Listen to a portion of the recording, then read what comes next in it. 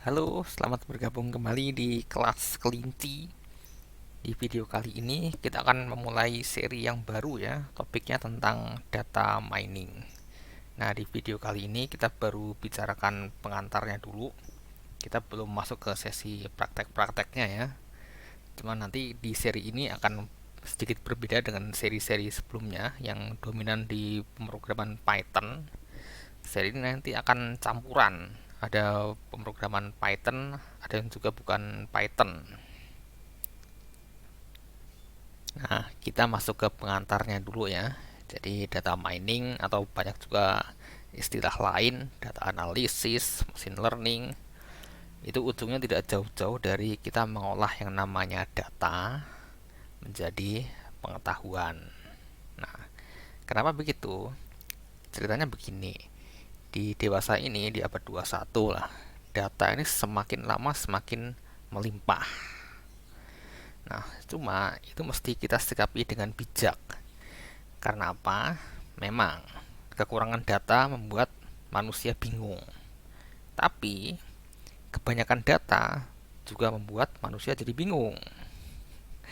Maka dari itu, data ini yang sesuai definisinya adalah informasi tidak terstruktur ya.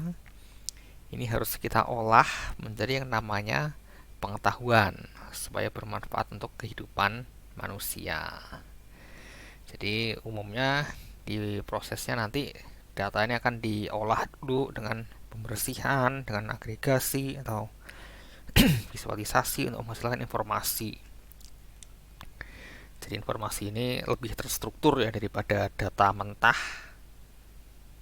Kemudian setelah itu diolah lagi menjadi pengetahuan melalui proses ini data mining, melalui regresi, forecasting, klasifikasi, clustering, korelasi.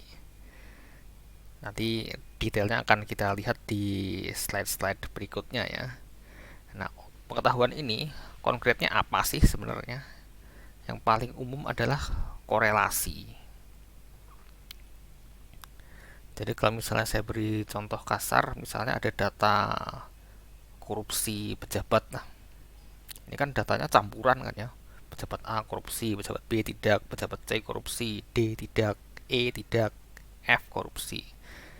Nah, di sini setelah diolah, ini contoh outputnya adalah misalnya pejabat yang lahir di tahun sekian cenderung korupsi, atau pejabat yang lahir di kota X cenderung korupsi. Jadi itu ya, korelasi ini yang paling dicari karena ini akan ada bisa dipraktekkan dalam real kehidupan manusia. Contoh lainnya kalau angka kan bisa regresi kan ya. Misalnya kalau kita naikkan budget marketing sekian persen, berapa nanti kira-kira pertumbuhan penjualannya, itu bisa diestimasi dengan regresi nanti. Nah, yang membuat ini menjadi lebih happening karena di abad 21 ini sudah dibantu dengan namanya artificial intelligence. Jadi yang namanya proses pengolahan ini semakin kesini akan semakin mudah. Nah, di slide sebelumnya kita akan bicarakan namanya data analitik dewasa ini sudah dibantu oleh yang namanya artificial intelligence ya. Nah, cuma kita akan bahas sedikit nih sampai di batas mana suatu sistem itu dinyatakan sebagai artificial intelligence, karena ini di beberapa pembicaraan menjadi kontroversi ya. Tapi kalau menurut saya pribadi, yang namanya sistem itu kan selalu punya input dan output ya. Nah, kalau logik yang dipakai buat memproses ini didikte oleh manusia, contohnya ini output ada rumusnya, ini didikte oleh manusia, rumusnya seperti beginilah atau begini, ini belum layak dinyatakan sebagai artificial intelligence. Jadi itu ya, tidak semua sistem yang dijalankan di komputer adalah artificial intelligence. Kalau logik atau rumusnya masih didikte oleh manusia, itu rasanya belum layak. Nah, bagaimana dengan sistem yang sudah artificial intelligence? dia rumusnya tidak didikte oleh manusia lagi. Jadi ini ada input dimasukkan ke dalam satu proses. Nah, prosesnya ini dia yang di feeding ke dalam proses adalah data historical. Ya, data historical di feeding ke dalam sistem, lalu kita arahkan sistemnya belajar menggunakan algoritma apa. Sistem akan belajar dari data historical, digabungkan dengan algoritma akan membentuk namanya model. Model ini ya rumus ini. Jadi kalau namanya artificial intelligence, dia sudah bisa bikin rumus sendiri. Rumusnya tidak didikte manusia. Dari mana rumusnya berasal? Dari data historical dan algoritma yang kita arahkan. Kemudian dari model itu, dia bisa mengkonversi input menjadi output. Nah, jadi dalam artificial intelligence, peran manusia bukan lagi pada mendikte logik atau rumus ini, tapi lebih ke dia mensuplai sistem dengan data historical dan memilihkan algoritmanya. Sekarang kita bahas datanya ya. Ternyata strukturnya juga tidak sembarang. Jadi analisis data yang baik itu umumnya dia punya tujuan bisnis yang jelas ya. Jadi tujuan bisnis ini kalau dibuat strukturnya dia seperti ini. Jadi dia misalnya menentukan korelasi antara variabel Y terhadap faktor-faktor yang berpotensi berkorelasi terhadap Y. Misalnya diberi nama X, X1, X2, X3, X4. Contohnya nih, kita punya sekolah. Kita akan melakukan data analisis. Tujuannya adalah kita ingin mencari korelasi antara nilai ujian siswa terhadap latar belakang siswa. Nah, dengan begitu, nilai ujian siswa kita masukkan sebagai Y. Dan latar belakang siswa bisa jadi tempat tinggalnya, kondisi orang tuanya, umurnya berapa, pria atau wanita, itu dimasukkan sebagai X. Setelah itu, kita susun dalam bentuk baris dan kolom seperti ini. Y-nya dimasukkan di ujung kanan sebagai kolom target. Ada yang menyebutnya label atau kelas. Yang perlu saya tekankan di sini, tipe datanya harus kategorikal atau angka ya. Kemudian X-nya dikumpulkan di sebelah kirinya kolom Y. Ini dikenal dengan kolom atribut atau feature. Ini tipe datanya juga kategorikal atau angka. Kemudian X dan Y inilah yang akan kita masukkan ke dalam artificial intelligence untuk diolah. Dia akan belajar membentuk model berdasarkan data yang kita feeding dan algoritma. Nah, yang ingin saya sampaikan di sini adalah kalau ada data yang bentuknya teks panjang atau teks pendek tapi variasi datanya terlalu banyak, itu sebaiknya tidak ikut diolah, dibuang dulu kolom-kolom yang tipe datanya seperti itu. Karena kalau ada data seperti itu masuk ke dalam artificial intelligence, nanti akan menjadi berat dan nanti analisis datanya akan gagal. Ini saya beri contoh datanya ya. Ini skenario sekolah yang tadi mencari korelasi antara nilai ujian siswa dengan latar belakang siswa.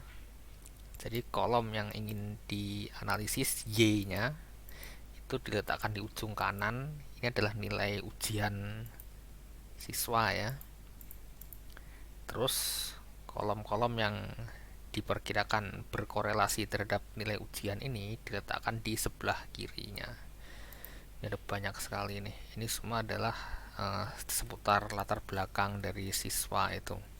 Ada asal sekolah, ada pria atau wanita, umurnya, alamatnya di mana, jumlah anggota keluarga, dan lain-lainnya.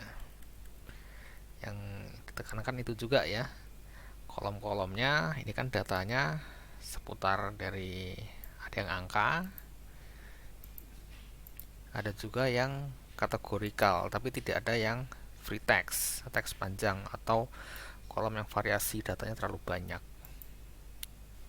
Ini semuanya kolomnya kalau yang kategorikal variasi datanya akan terbatas. Nanti bisa kita lihat waktu kita melakukan exploratory data analisis ya. Kita bisa melihat kolom ini variasi datanya ada berapa banyak sih. Nah, kemudian macam-macam dari prosedur data mining itu ditentukan oleh struktur datanya tadi. Kalau struktur data yang kita punya ada kolom targetnya, ada kolom Y-nya, itu dikenal sebagai supervised learning. Kalau tidak ada kolom Y-nya, dikenal sebagai unsupervised learning. Supervised learning ini akan dibagi lagi berdasarkan tipe data dari kolom Y-nya. Kalau kolom Y-nya tipenya adalah angka, tipe datanya namanya adalah regresi. Tapi kalau kolom Y-nya tipe datanya adalah kategorikal, namanya adalah klasifikasi, nama prosedur data miningnya. Kalau kolom atribut feature-nya ada yang berupa tanggal, dikenal sebagai forecasting. Nah, kalau yang supervised learning dia tidak dibagi lagi, hanya ada ini ya, clustering. Kalau korelasi, dia bukan hanya membandingkan satu kolom terhadap kolom-kolom yang lain, tapi antar semua kolom dicari korelasinya.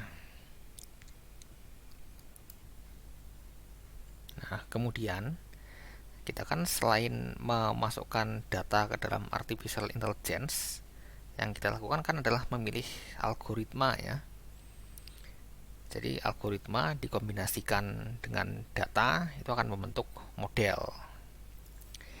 Nah, apa sih sebenarnya algoritma itu? Algoritma adalah semacam logik matematika yang digunakan oleh artificial intelligence untuk membuat model. Nah, ini contoh-contohnya. Saya tidak akan bahas detail di sini. Nanti akan lebih enak kalau kita bahas waktu sesi praktek. Tapi yang ingin disampaikan di sini, kalau suatu data yang sama diolah dengan algoritma yang berbeda, hasil modelnya akan berbeda juga dan akurasinya bisa jadi berbeda. Algoritma yang akan kita pilih itu juga akan berpengaruh terhadap itu cepat atau lambatnya proses learningnya.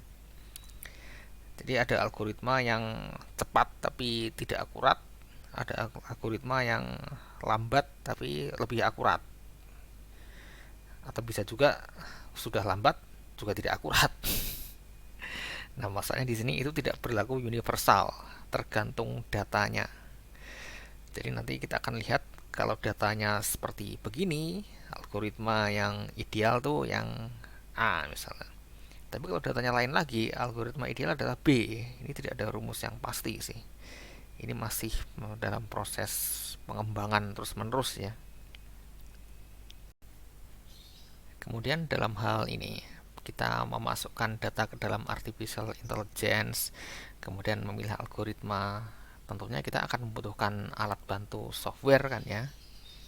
Nah, software ini berdasarkan user interface-nya kita bagi menjadi dua kelompok. Ada yang interface-nya graphical, ini tinggal klik mouse. Ini softwarenya ada Orange, Knime, dan RapidMiner. Kemudian ada yang berbasis script Python. Ini adalah library Python ya. Ada scikit-learn, PyTorch, Keras, dan TensorFlow. Ini yang umum saya kenal. Nanti kita lihat satu-satu secara umum ya. Sekarang kita lihat dulu yang interface-nya graphical. Ada Orange, Knime, dan RapidMiner. Ini ternyata pengembang pertamanya semua dari dunia akademisi ya, dari universitas. dari universitas yang berbeda, tapi basisnya sedikit berbeda. Kalau Orange, dia basisnya adalah Python, KNIME dan RapidMiner basisnya adalah Java.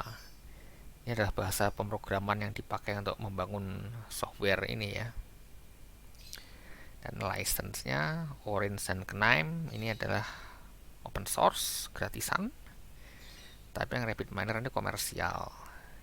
Dia ada versi gratisannya tapi terbatas. Nanti kita lihat detailnya saat sesi praktek ya. Kita lihat juga yang bentuknya library pemrograman Python ya.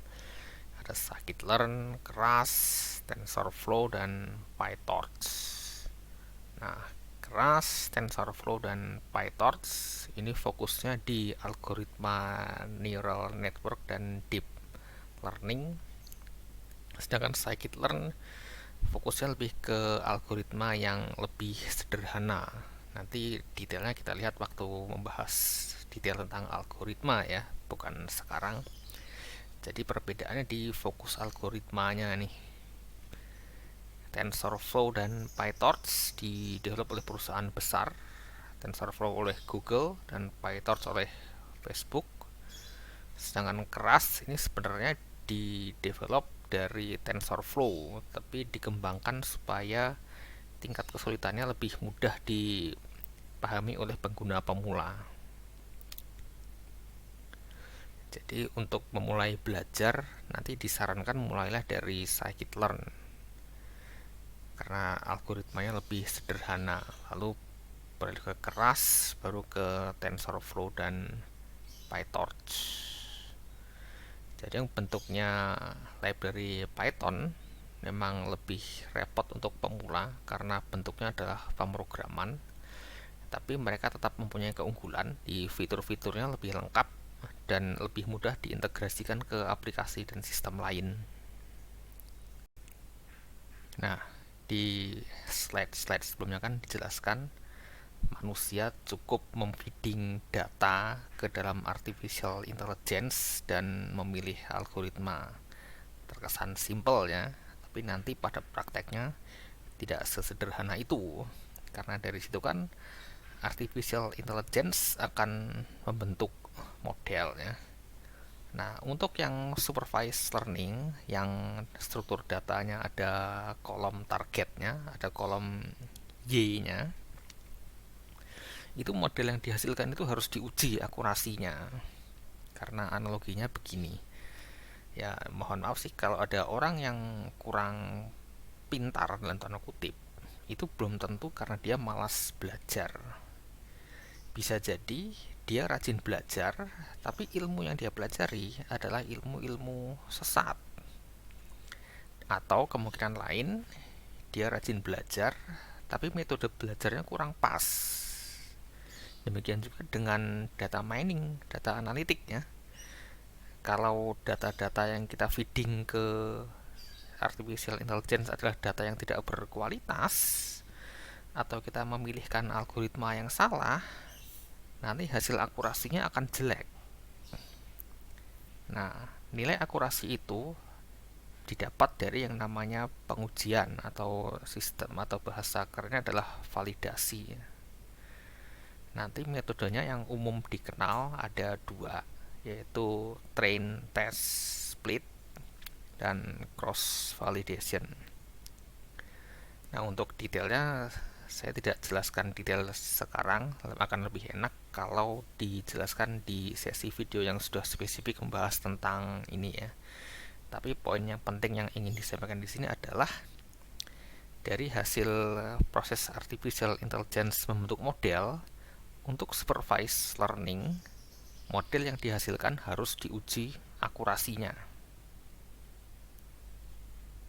Sekarang kita ceritakan bagaimana metode deployment-nya ya.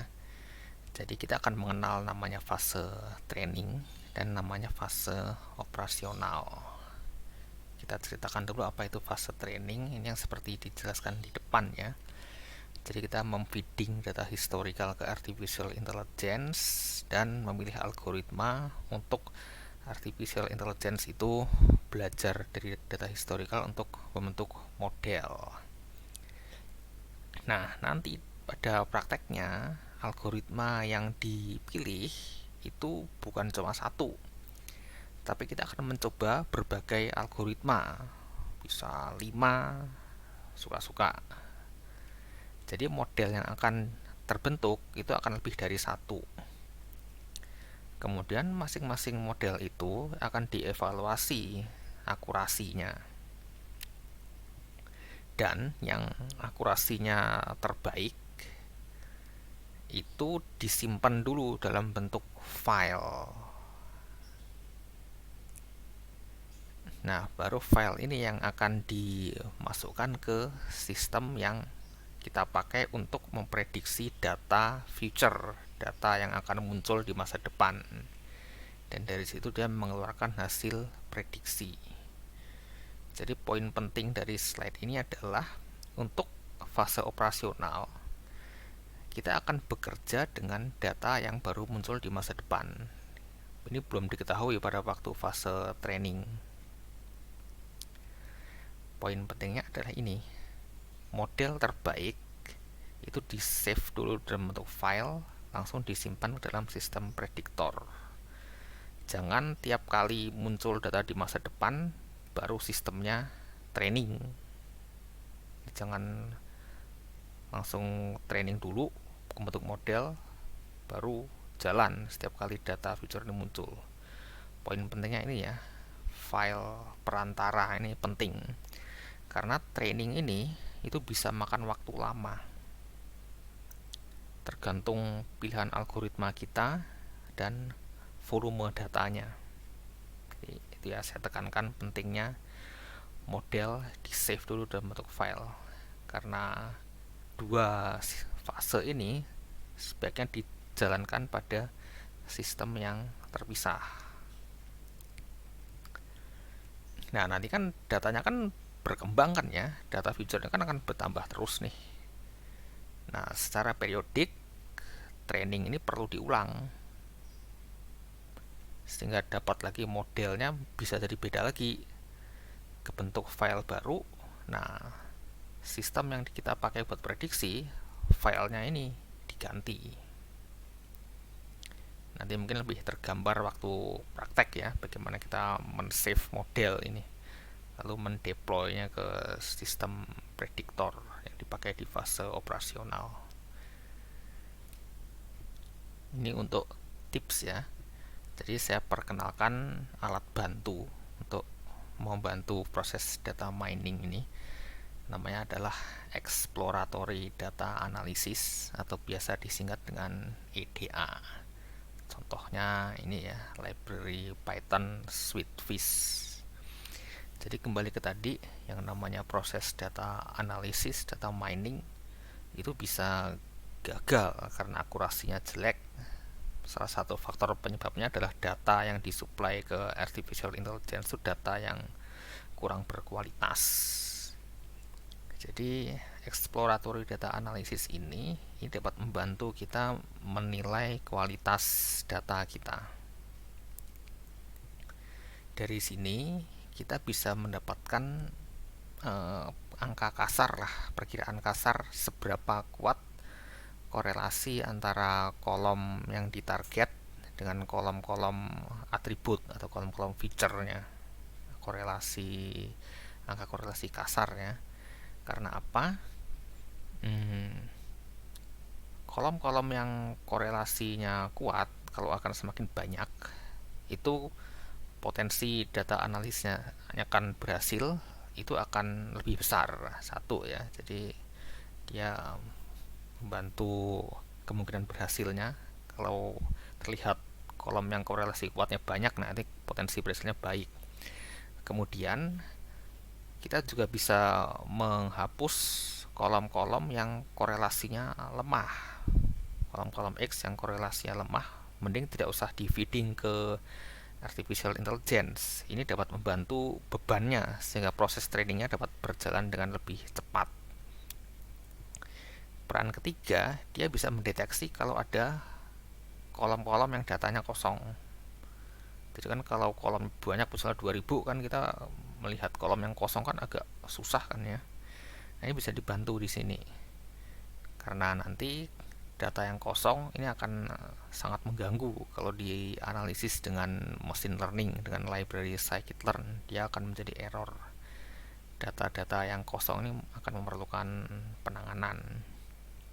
Jadi itu ya, direkomendasikan sebelum data di feeding ke dalam artificial intelligence, dia dianalisis dulu dengan ini, exploratory data analysis.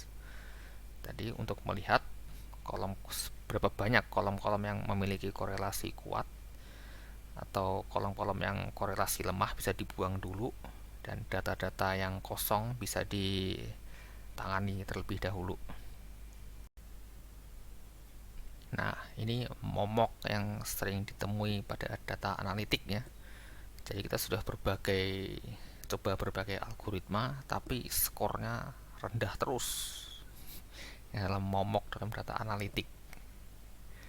Nah, biasa kalau kita menghadapi situasi seperti ini, ada beberapa hal yang bisa dilakukan ya.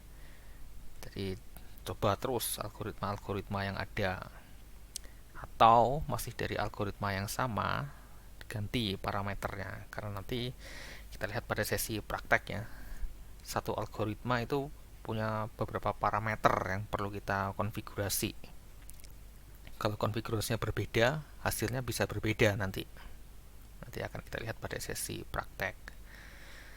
Atau bisa juga masalah bukan dari algoritmanya, tapi dari datanya perlu dibersihkan dulu, karena yang seperti diceritakan di video-video sebelumnya ya, data umumnya bersifat kotor awalnya, jadi sifatnya conflicting, itu perlu di apa tangani dulu, bisa dibuang, bisa diganti. Atau outlier yang menyimpang, noise agak susah dijelaskan di sini, cukup panjang, nanti di video-video berikutnya mungkin akan dijelaskan lebih detail ya noise ini.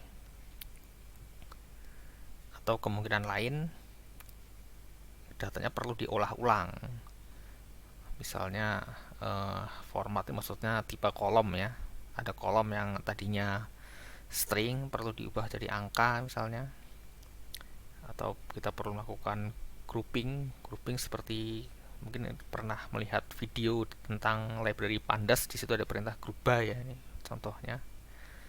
Atau ada yang perlu dihitung, kita perlu tambah satu kolom lagi yang isinya hasil kalkulasi dari kolom yang sudah existing. Ini ada kemungkinan akan membantu.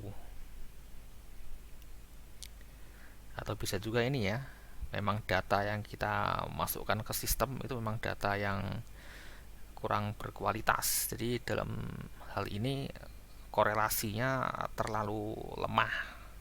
Jadi kalau korelasinya memang lemah, di otak-atik seperti apapun, akurasinya akan tetap rendah. Ini ya, jadi yang saya tekankan, data analitik itu bukan proses yang straightforward, masukkan langsung jadi, bukan. Kadang kita masukkan, pilih algoritma, jelek, ulang lagi, masih jelek lagi, ulang lagi.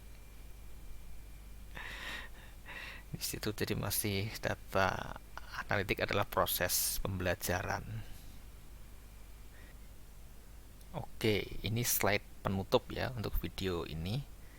Jadi dari slide-slide sebelumnya kita bisa ambil kesimpulannya. Jadi kunci sukses untuk melakukan data analitik kan goalnya kita bisa menghasilkan model yang akurasinya baik, sehingga kita bisa deploy ke sistem prediksi untuk memprediksi data-data yang akan muncul di masa depan.